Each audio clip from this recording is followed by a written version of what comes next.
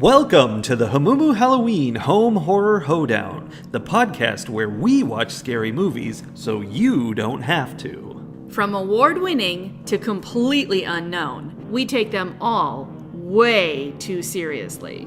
I'm your host, Mike Hommel. And I'm your host, Solange Hommel. Now, warning, we use a ghoulish number of spoilers, so watch the movies first. Second warning, we don't know anything about anything, so don't take us seriously as we take these movies seriously. Do you like gladiator movies, Sully? Not particularly. That's a line from Airplane. See, these are jokes you have to tell with your sisters. Well, I know, but I was letting you know because Airplane is relevant, as in this movie takes place entirely on an airplane. It does. This week we watched Altitude from 2010. This is the story of 5 teenagers who, for some reason, people let them fly in a little, Cessna plane to go somewhere, going to Canada somewhere. They're going to a concert. Sure. But they've told their parents that they're driving to the concert. And Sarah has recently gotten her pilot's license and so has decided to fly them. Yes. To this concert. But, dun dun dun, there's backstory. There's backstory? So much backstory. Well, it turns out Sarah's mom also had a pilot's license at one point. Also flew a small plane at one point. And a small plane also flew into her plane at one point. And kablooey! Yes. So Sarah, her mom died in a small plane crash when she was 8. Her dad is a pilot, like a professional pilot. We saw her talking to him on the phone at one point. Oh, right. So flying is in her blood, man. But then why is she so bad She's really bad at it. You bring up a good point because I don't understand how these 5 teenagers, and we say teenagers, they all looked like they were in their mid to late 20s to me, but they were playing like high school seniors, I think. Yeah, I think so. And I don't understand why these like 18-year-olds were allowed to just go and then just head out in a plane, like with no one saying like, is there an adult who's going to like sign for this or something? Yeah, because to rent a car, you have to be 25. I can't imagine renting a plane is something young people are allowed to do. No. Yeah, I don't know. I don't get it. It was weird. Things were going fine, except that then there is a mechanical failure with the plane. Yes, the mysterious bolt. That causes it to go up forever. Yep. Which apparently means that it ends up in like this Lovecraftian cloud filled with a tentacled monster and time travel. That is a problem when your elevator gets stuck. That happens all the time. Right. Standard plane problems. But I was yelling at the screen at first because the bolt comes loose and like gets wedged in so that it's locked to their elevator into an upward position so that they're constantly climbing. Mm-hmm. And I was like, all you have to do is slow down. If you slow down, you will descend. That's how planes work. And they did that. They got that figured out. She did have that much knowledge. She was trained with that part. She was not trained on instruments, though. So she was not supposed to be flying into a cloud. And especially not an evil tentacle cloud. Right? So she was not prepared to navigate her way out of the time maelstrom that this storm was. I don't think we were really informed it was a time maelstrom until the very end. Yeah, except that from the moment I saw Sarah as an adult, 18-year-old, I was like, oh, I know what happened. Yeah. Like, she's like looking at her picture of her dead pilot mom. And I'm like, oh, okay. Oh, right. Yeah, I know where this is going. Yeah, we see this. Yeah. And it was just a matter of how were they going to fill the time between that moment and the moment when her plane is the one that crashes into the plane that her mom died in. Spoilers. Wow. It's not even that much of a spoiler. I was actually surprised by the ending of this movie because, in fact, they don't crash into her mom. No. But only because this time they managed to avoid it. Well, here's the thing. What's the thing? If they didn't avoid crashing into the plane, then he wouldn't get to meet her 10 years earlier and be weird and possessive about her for an entire extra decade of his life. Yeah, that's a good point. I could see that. But it is interesting, though, because we're talking the ending of the movie now for some reason, but they avoid hitting her mom, and then they, like, fly off into the sunset, and I don't know if they crashed or what, but they're, like, gone. I think maybe they ceased to exist because the future had changed. Maybe, like, I feel like there was something about how he could will things into happening. Like, Yes. somehow this, again, the world revolves around men. Somehow he could control the world with his brain. Yeah. And because she said something like make a wish, and he's like, I already did. And his wish was that he would sacrifice them in order for the plane not to crash, which maybe it had something to do with he was wishing that her mom didn't die and his parents didn't die and that everybody lived and was, could be happily ever after. But because of who he was through the whole movie, how I read that was his wish was, I wish that you would tolerate me and not be trying to run away from me all the time. Oh, yikes. And that we could be in a relationship. So then they land and immediately these 8-year-olds are holding hands. Yes, immediately. Gross. That is an interesting take on that point. I liked how, the fact that they kind of ceased to exist and now we're back in time. It's kind of like he undid this accident. He saved their lives, but not in the present. They die in the present, but now we're back here and they get to live out lives without that happening to them, which is interesting. Maybe. It's time travel. I mean, yay that their parents didn't die. I'm like, great. Okay, this is theoretically a better future.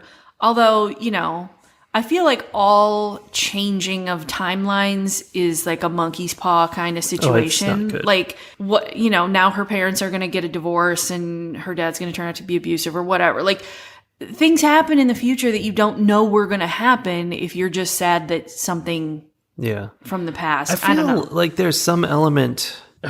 I don't know quite where I got this from, but I had the same feeling about this guy as Fry from Futurama. Like, this guy was special in a circular way. Like, he was only special because he had traveled through time, which gave him the ability to travel through time. Maybe, yeah. I don't know.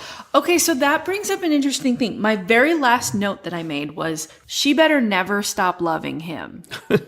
Because, okay, as he's in the process of saving them, he has realized, it's me. All of these things are happening because I'm making them happen. Which, how messed up are you that everything that happens to you is horrible because you just only think horrible thoughts? That was the deal. But also, he is aware of the fact that he needs to think this monster away. Think it out of existence and it will disappear. He literally cannot make this happen. She kisses him.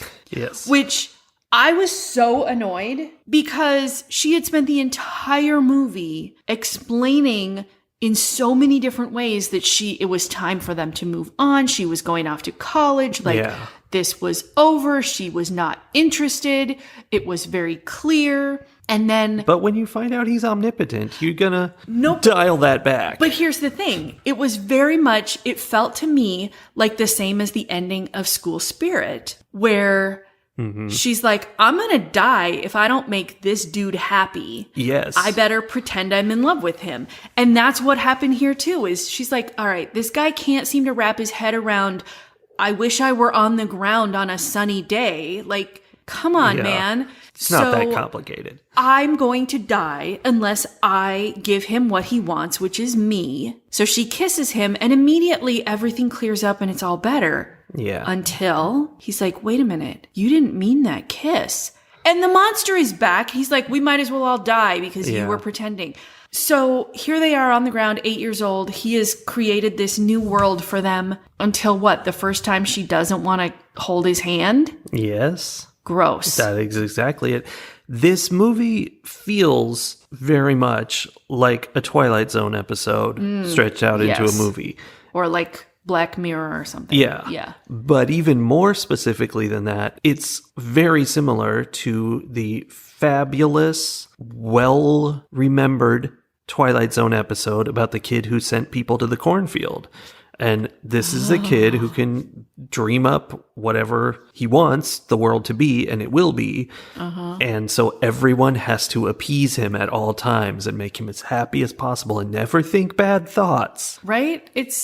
I don't even know. Like, yeah, I don't even know. What's the point of that story? I guess the point of the story is that this is how so many people live in the world, under the thumb of people who they have to keep happy. And I'm not even just talking about men at this point, but like Bosses. the people who are in charge, you have to like give them whatever it is that they want to keep them happy, or they will literally kill you. Yeah.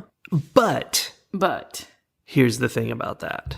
The whole aspect of him controlling things with his mind and whatever doesn't even come in until the last 10 minutes of the movie. Before that, what we have is a story of they're trapped on this little plane, just continuing on through an endless storm and gradually realizing that there's a giant squid in the sky, which was a long process. Mostly it was just plane troubles. And so that's what most of the movie's about. This other thing is a complicated philosophical issue that is relegated to the end. But man, I mean, delightfully, there's a whole other side story that happens through the rest of the movie where a jerk jock yeah, and a guitar player are fighting over the one other woman on the plane. yes, this jock. Okay, I'm going to spoil a little bit about my opinion. I thought this movie was really fun, except it was ruined by how incredibly unpleasant Sal was. Yes. He was legitimately full-on bully. Like, the guy with the mental powers, Bruce, has, you know, like a mint in package comic book. And the jock steals it, grabs it, pulls it out of the packaging. He's like, ooh, it's out of the package now. Right, knowing exactly what he's doing. And then rips a page out of it and crumples it up and throws it away. Like, that's just so evil that's like a mugger.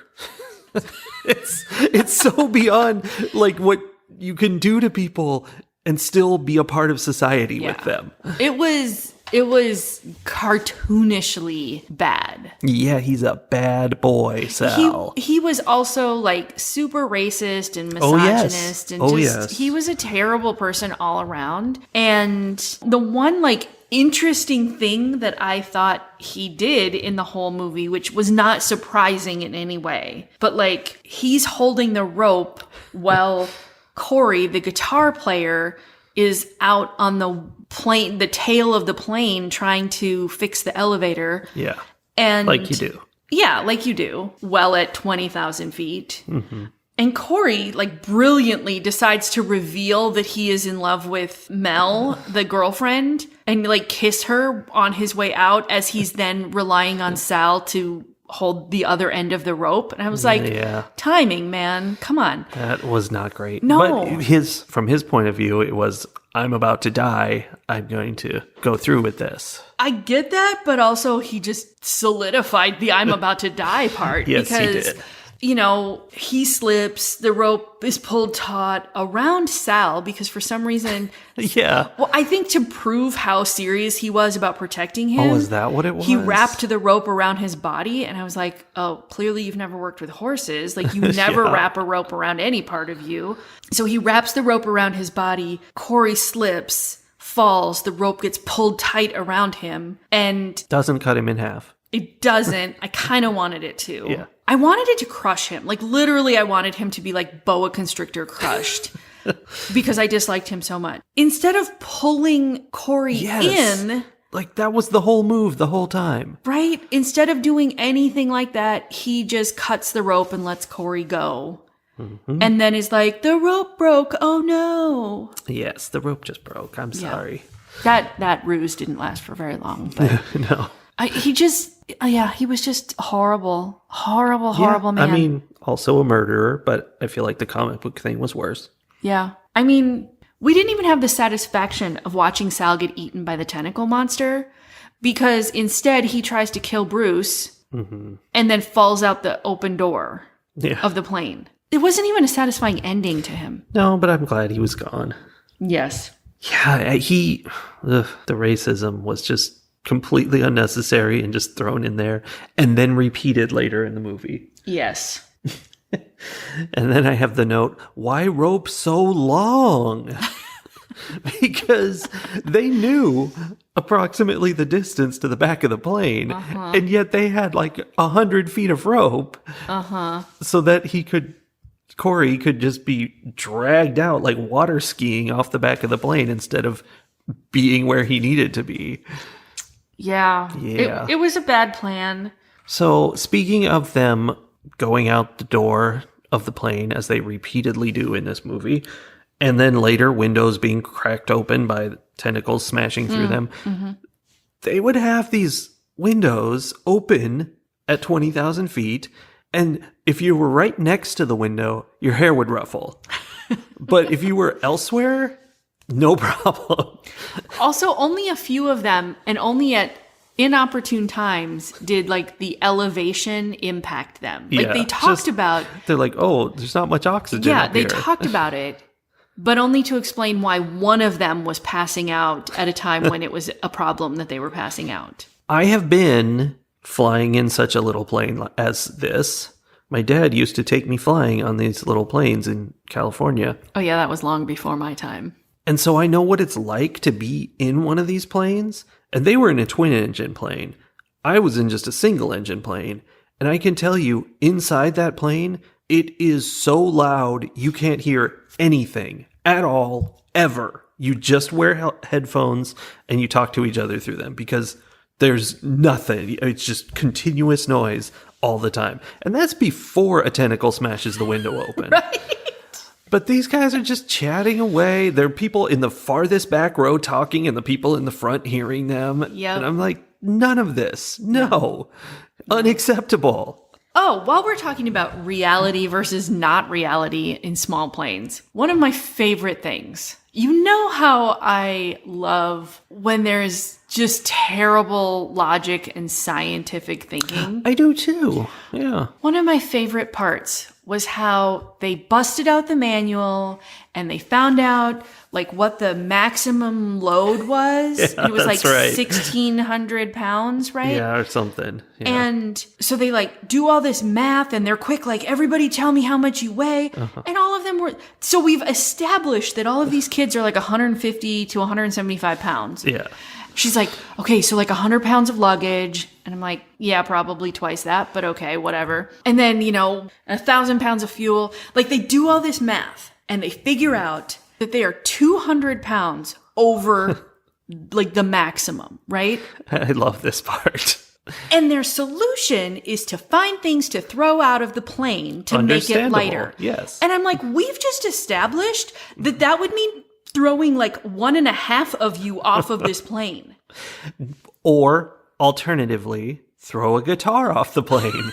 Notoriously heavy object, the guitar. The acoustic guitar. I literally thought the first thing they were going to throw out the plane was the one parachute they had. That's a lot heavier. That would have been significant. No, like, okay, for real, you could have thrown all of your luggage and the lightest person off of the plane, and you would have barely made it under. Yeah. Which, no, there was no logic about that at all. And then immediately, within 2 minutes, we find out that they're at a quarter tank of fuel. Yeah. Which then I'm like, so did she know, like, is a quarter tank of fuel 1,000 pounds? Or is she thinking that there's 1,000 pounds? Because then she also said we took off with not a full tank. Yeah. Because we weren't going very far. I'm like, is that how that works? Yeah. I believe airplanes only take as much fuel as the flight will take, plus, a little safety amount. Because the more you carry, the harder it is to fly, the slower you go. So that makes sense. Anyway, like all of that math that they did in real time. And then I'm like, this doesn't help you at all. Yeah. Also, how did they let you take off from the ground If you were 200 overweight. pounds overweight? Well, because nobody was checking anything. They let teenagers fly this plane. Also, how is this twin engine plane that has 6 seats in it, 200 pounds overweight, with a bunch of scrawny teenagers in it? And an empty seat. And an empty seat. That's a poorly designed plane. Right? Oh, yeah. Math. I love that they threw the guitar out. That was my favorite. That was almost airplane level humor right there. But yeah, they felt that it was appropriate. I mean, I guess they were desperate, but yeah, having a guy go out with a rope and try to kick the elevator. I mean, yeah, I guess you got to do it. Do you? It's some real Tom Cruise stuff, though. Right? I mean, do you? Like, What else are you going to do? You're trapped up there. Planes don't go down. They only go up. But interesting twist, they were trapped up there because it didn't matter how much they went down. They were still in the cloud forever because of the magic. Yeah, which is really sad for Corey because like he gave his life. He got eaten by the tentacle monster for no reason whatsoever. I'm kind of sad he got eaten by the tentacle monster because you just said his name was Corey, and I was like, ooh, Boy Meets World. Oh no, that's terrible. But he didn't. He got grabbed by the tentacle monster, which was very hard to see at that point in the movie. And I was like, I didn't even really know that happened. There was just like some oddity to the clouds. Yeah. But then later they really showed that tentacle monster. It made for some pretty cool shots where like they had the plane flying and, you know, just the tentacles all around it and stuff. And that was pretty cool. Yeah, it was interesting. Lovecraftian. Yeah. You know how much I love that. Like it definitely, even the like graphics and special effects and stuff sort of felt like Twilight Zone. Yeah. They were not great, but they were entertaining. Yeah. Ratings. I have previously spoiled this, and I will say that I enjoyed this movie. It was a fun one.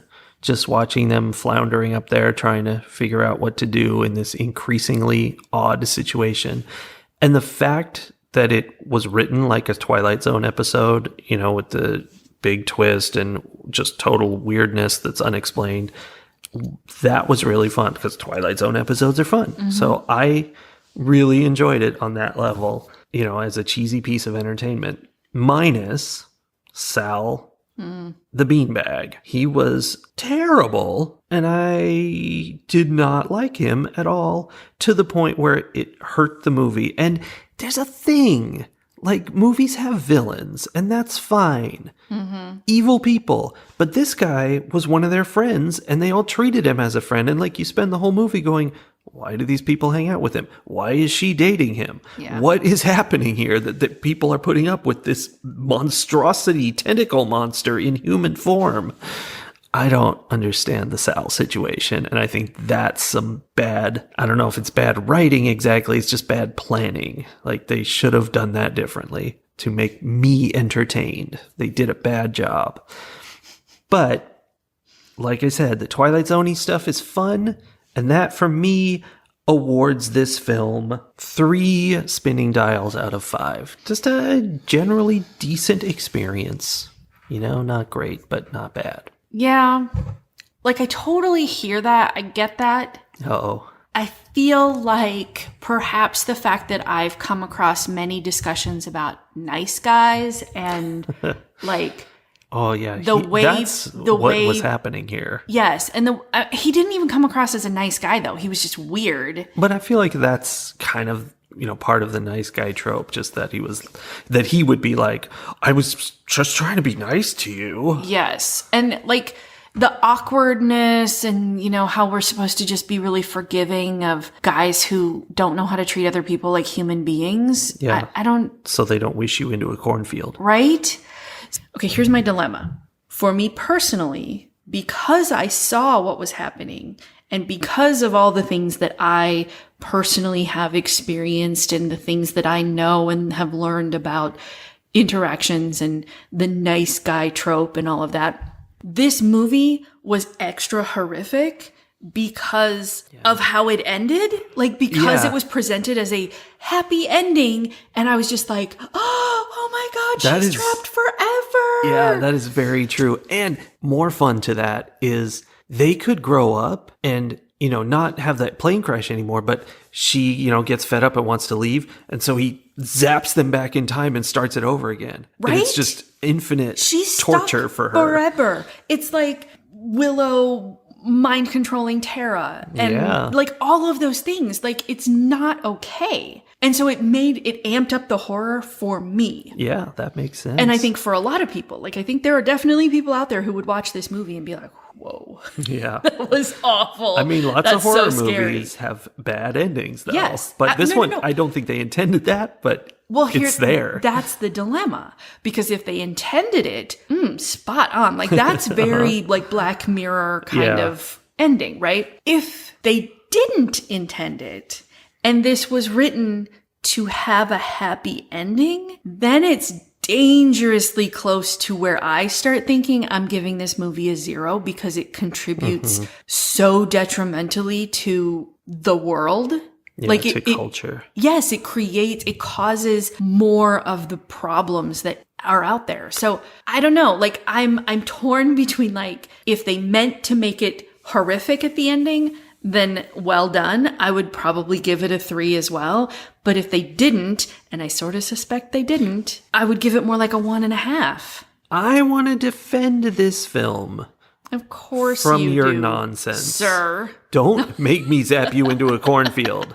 Okay. Because Bruce is presented as creepily obsessed with her. They make a big deal out of he bought a ticket to go to where she's going to school, and she's freaked out by that. When she goes to kiss him, it's obviously a ploy, and she's very uncomfortable with it. So we are kind of in her shoes as, this guy's creepy. This isn't great. We don't like this. So in that sense, I'm going to say that they did it on purpose, that they were saying, this is a creepy ending. I wish they had put something of that in the ending, like when they're holding hands, like he squeezes too tight or something. Something. You know, but... Something. But or you get that look in her eyes like, oh no. Oh, that's horrible. Right? Oh. But, you know, something. Yeah. Yeah. Okay, here's the thing. If that were the case, if that's what happened, because I think you make a good point. Those pieces were built into the story. In that case, I might even give it a 3.5. Ooh. Because I like that. I didn't really love the movie itself, but I like that, like, ooh, look how scary it is. For each of us. But if they didn't do that, and this was supposed to be a happy ending, then it's like a 1.5. And I don't know which it is, so I'm going to just say, dear listener, when you watch this movie, if you tend to feel the same way I do about movies, you are either going to hate this movie or kind of like this movie. Have a movie. decent time. Yeah. It's okay. Depending on what you think they were actually doing with the end of it. Yeah, that's fair. Fight the horror of a world gone mad. I'm going to use this movie to remind us that history repeats itself. Clever. Right? Yeah, history repeats itself. It does over and over again in so many different ways. And we're not talking about time loops and paradoxes. I think because humans are how humans are, we tend to respond to certain stimuli in certain ways, and really fundamentally we have evolved very little from our very early days. So it's important to know what has happened in the past and to pay attention to history and to understand how the things that happened 100 years ago, 200 years ago, 400 years ago, more, are actually directly linked, perhaps through many, many, many links, but it's all one long chain to what we are doing today. And to be on the lookout for, ooh, we've kind of been in this situation before, maybe with fewer cell phones, but like, this has happened before. What were the things that happened shortly after this that either were beneficial or were harmful? And to just, you know, consider that. A tool that I find very helpful in that is the daily, almost daily newsletter or like essay, or I don't even know what you call it, that Heather Cox Richardson puts out. Yeah, it's a good one. Where she takes some current event, something that is big in the news today, and kind of goes back and like traces back the things that have played into how we got here and why we think the way we do about things. And often it's things where I'm like, yep, that makes sense. Or, I knew that. And sometimes it's things where I think I had no idea. I had not put those two pieces together, and it really helps me understand a current situation in a more faceted, nuanced way. And sometimes changes my mind some about what I think the best solution is, because I'm like, oh yeah, we tried that thing I thought was going to be the solution. It didn't work. Yeah. We need something else. So yeah, history repeats itself. And it would be good if we could be making better histories, not just so that we can hold hands with the girl who doesn't want to have anything to do with us, but for the good of all of the people involved. I mean, he saved several lives. He did, but then we're getting into ends justify the means territory, and that's a whole other podcast. Okay. Well, that's the ends. Hope you enjoyed the means. Okay. We'll be back next week with more tremendous excitement from the world of horror. Woohoo! Woohoo! Don't forget to call your elected representatives.